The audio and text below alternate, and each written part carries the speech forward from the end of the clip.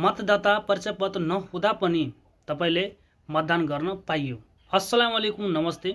आज म भन्न गइरहेको छु प्रतिनिधि सभा निर्वाचनको कसरी भोट गर्ने तरिका के होला र पहिला चाहिँ मतदाता परिचय पत्रबाट हामीले गरेको थियो र अहिले तपाईको मतदाता परिचय पत्र नहुँदा पनि तपाईले भोट गर्न पाइयो।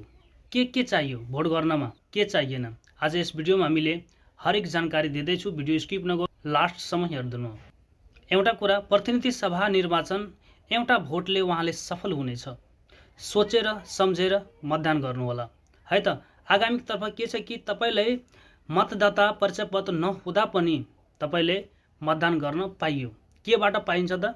नागरिकताबाट, तपाईको राष्ट्रिय परिचय पत्रबाट हो, अनि ड्राइभिङ लाइसेन्सबाट हो, राहदानी भनेको पासपोर्टबाट हो, अनि तपाईको जग्गा धनी पूर्जाबाट पनि गर्न पाइयो।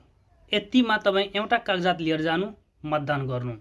अर्को एउटा कुरा के छ कि यो शहरबाट तपाईको यो गाउँबाट अर्को गाउँमा हामीले सर्वा हुनुभयो, हामीसँग त बसासराय छैन कि हामीले त्यो गाउँमा मतदान गर्न पाइयो त? तपाई आरामले पाइयो। तपाईले के पनि चाहिएन, आरामले पाइयो। जबकि तपाईको मतदाता परिचय पत्र हराइसक्यो, उसको कुनै आवश्यकता छैन भने, एउटा नागरिकताबाट तपाई, एउटा पासपोर्टबाट तपाई मतदान गर्न सक्नुहुन्छ भने तपाईले यो डकुमेन्टको कुनै आवश्यकता छैन र कुनै बसासरायको आवश्यकता छैन। त्यति कुरा याद राख्नु।